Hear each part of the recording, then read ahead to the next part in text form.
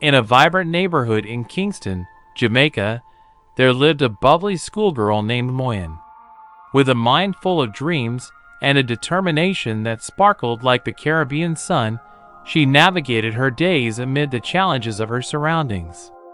Though she was proud of her roots, her classmates often teased her for coming from the ghetto. Names like Naughty Girl and Ghetto Rat echoed through the school halls. Her mother couldn't understand what made a once bubbly girl become so distant and stayed in her room for hours.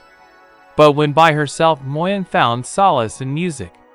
Dancehall rhythms filled her small room, where she would close her door and lose herself in the beats.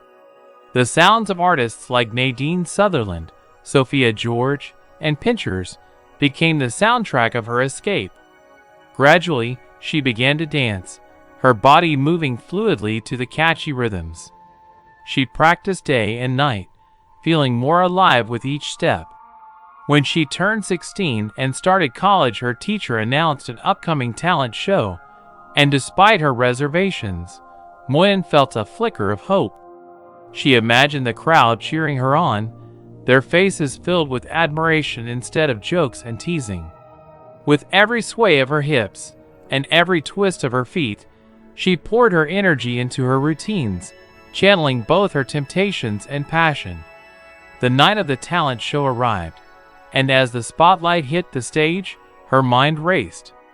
Her classmates, who once cracked jokes about her, now watched with surprised eyes.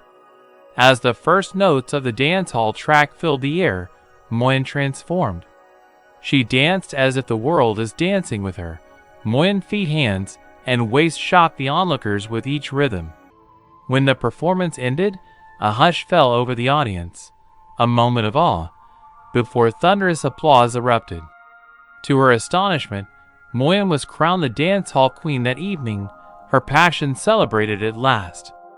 That moment ignited a fire within her. She continued to hone her craft, drawing inspiration from her provocations. Soon, her talent launched her onto bigger stages beyond Jamaica. Moyen traveled the world, captivating audiences with her dancing. She transformed the jive she faced into motivation, proving that where you come from doesn't dictate where you can go.